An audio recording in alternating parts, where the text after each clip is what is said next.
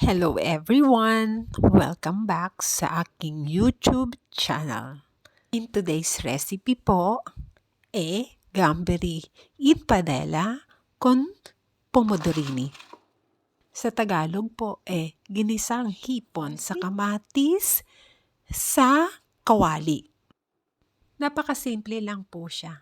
It's a very simple recipe na napakadali rin gawin. So, umpisahan na po natin. Kailangan lang po natin ng kamatis, isang chipola, at isang bawang. Igisa po natin si bawang. Dito po kasi tinatanggal ang bawang eh. Hindi sila kumakain ng bawang mga Italiano. Ilagay po natin ang sibuyas. Igisa po natin siya. Huwag po natin siyang susunugin. Okay po? Kapag po naigisa na po natin siya, ilagay po natin si kamatis. Igisa natin hanggang sa maluto po siya. Mga 10 minutes. Then, mag-add po tayo ng asin. Ang asin po, depende po sa inyong panlasa at ang pepper. Kailangan po medyo aware na tayo sa mga pagkain na kinakain natin at sa alat. Dahil po, hindi rin masyadong mabuti sa katawan. And with these simple ingredients, maisasabi ko po sa inyo na talagang masarap siya. Kahit sa konting ricado lang niya, sa kamatis, sa bawang, sibuyas, at hipon lang po. Salt, pepper, masarap na po siya. Pang ano nyo po, pang sauce sa pasta, at pwede rin pang ulam sa kanin. Then, after po na mailagay natin ang hipon, hintayin po nating maluto ang hipon, mga 5 to 6 minutes po, hanggang mag-pinkish lang po siya. Huwag po nating i-overcook because liliit po si hipon. Yung hipon lumiliit po, diba? Pagka naluto masyado. Then, add a little bit of white wine.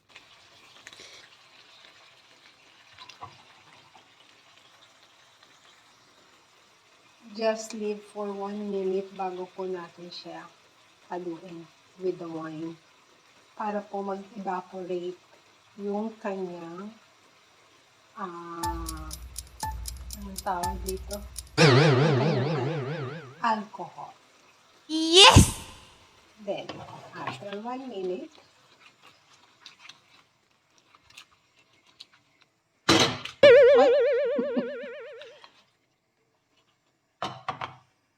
Then, mag-add po tayo let's ng add konting pepper. pepper. Katulad po ng sinabi ko, depende sa ating panlasa.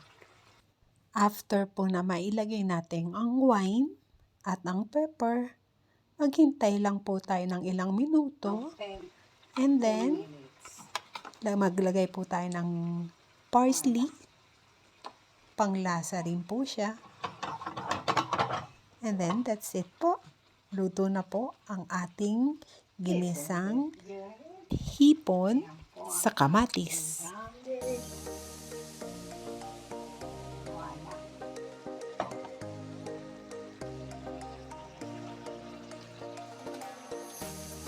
Cosa c'è nella padella? Ang ating gamberi.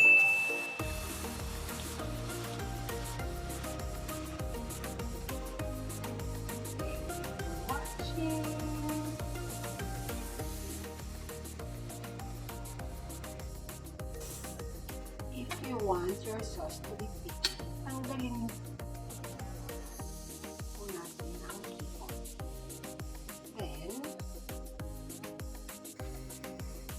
yun po. Yun siya.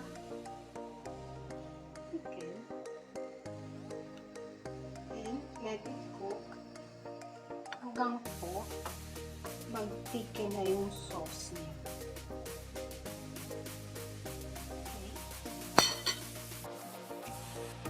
See?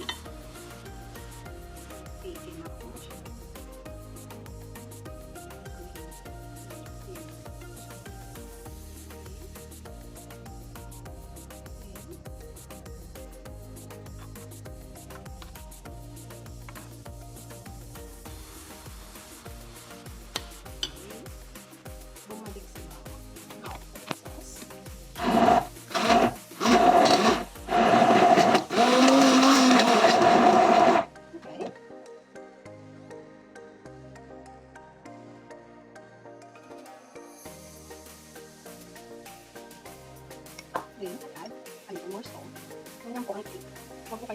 lagyan ng maraming sugar. Para alam mo po, kung matabang pa, it's baby. So you're ready or not? Okay? You put it. Go. Yan po ang aking sauce. Yung tomato sauce siya. Sauce na yan. Wala. Ang ating pong ginisang hipon sa kamatis, luto na. I hope you like it. Thank you for watching. Kung nagustuhan niyo po ang aking recipe, please mag-subscribe lang po sa aking YouTube channel at mag-leave po kayo ng message kung meron kayong mga suggerimento sa akin. Suggerimento po kung may gusto pa kayong isuggest sa akin. Yun po. Salamat po sa panonood and sa susunod pong aking video. Bye-bye! Ciao! Arrivederci!